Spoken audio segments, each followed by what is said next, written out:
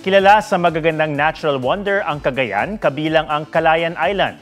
Pero kahit ilang taga-Cagayan, bihira raw mapuntahan ang mga isla na hitik sa mga pang-travel bucket list na attraction.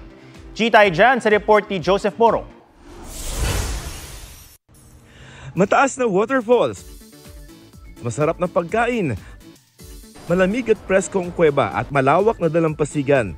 Lahat yan may experience sa Calayan Island. Masasabing underrated destination ito dahil pati mga taga-Cagayan di akalaing may ganito kagandang pasyalan sa kanilang probinsya. Parang kang matatransport talaga. Hindi pa siya talaga dinudumog ng maraming tao. Mga views talaga doon, minsan nakakalain mo, nasa wallpaper ka nag-computer or nag-food kasi nga ibang level, hindi mo siya makikita. Karamihan dito hindi mo siya makikita sa kahit anong parte ng Pilipinas. Sibang Cove daw ang pinaka-iconic destination sa isla dahil sa ganda ng dagat dito.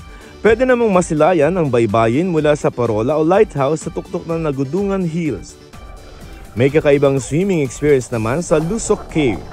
Di masusulit ang isla sa isang araw lang. Marami na tayong homestays doon. Yun yung pinaka-common. Pwede rin kayo magpaluto ng food. Lalo na ng kanilang ipinagmamalaking Mickey. Grabe, sarap. Isang native noodle soup recipe. Makakatikim din ng lobsters kapag sumakto sa season at iba't ibang seafood.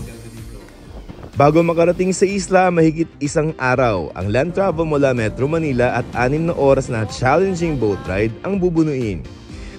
Joseph Morong, nagbabalita para sa GMA Integrated News.